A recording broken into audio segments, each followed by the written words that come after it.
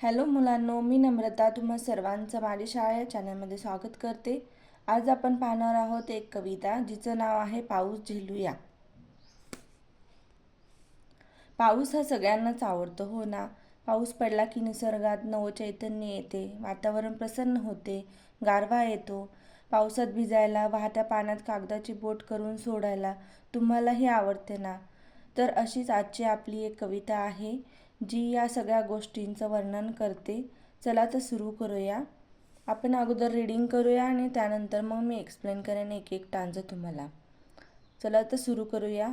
आभाळात ढगांची दाटी झाली, अंधारून आले सभोवताली, वाऱ्याच्या ताशाला चढला जोर, पिसारा फुलवून नाचला मोर। तर या पहिल्या टांजामध्ये काय सांगितलं आहे की तुम्ही पाहिलं असेल, जेव्हा पाऊस येणार असतो तेव्हा आभाळात ढग दाटून येतात, सगळीकडे अंधार पसरतो, जोराने वारा व्हायला लागतो। या जोराने वाहणाऱ्या वाऱ्याला ताशासोबत कंपेअर केलेलं आहे। आणि त्यानंतर मोर पिसारा फुलवून नाचायला लागतो। आता पुढे पाहूयात।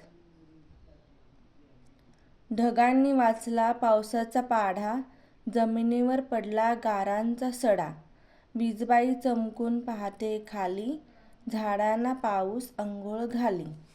तर दुसऱ्या स्टांजामध्ये काय सांगितले आहे की ढगांमधून पाऊस पडायला सुरुवात होते आणि कधी कधी या पावसासोबत गाराही पडतात आणि जेव्हा जमिनीवर खूप गारा पडलेल्या असतात त्याला गारांचा सडा असे म्हटले जाते।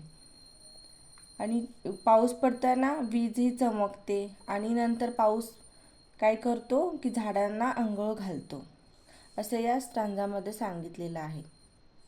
पुढे वाचूया। पावसाचे पाणी वाहे खळखळ, मातीचा पसरे चौफेर दरवळ, पावसामुळे झाली पियांची पेरणी, साऱ्यांच्या ओठी पावसाची गाणी, झाडे वेली हसली फुले, पाऊस झेलायला आली मुले।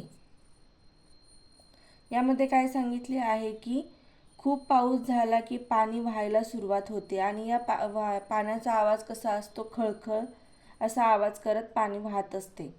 जेव्हा पाऊस पडतो त्यावेळी काय होते, माती ओली होते आणि माती ओली झाली की मातीचा दरवळ पसरतो। दरवळ म्हणजे सुगंध, मग सुगंध चौफेर म्हणजे चारी बाजूंना किंवा दिशांना, म्हणजे सगळीकडे सुगंध पसरतो ओल्या मातीचा। आणि शेतकरी पावसाची वाट पाहत असतो आणि पाऊस झाला की काय होतं, शेतकऱ्यांची बियांची पेरणी करायला सुरुवात होते। साऱ्यांच्या ओठी पावसाची गाणी म्हणजे पशु पक्षी, झाडे वेली असतील किंवा आपण माणसे असो, सगळ्यांच्या ओठी पावसाचे गाणी असतात।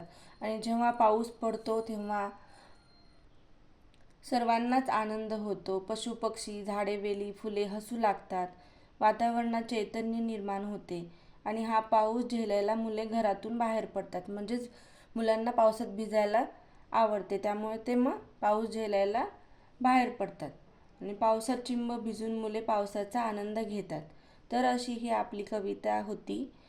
छान आहे ना कविता। जर तुम्हाला आवडली असेल तर व्हिडिओला लाईक करा, चॅनलला सबस्क्राईब करा आणि पुन्हा भेटूया पुढच्या व्हिडिओमध्ये। तोपर्यंत टाटा बाय बाय।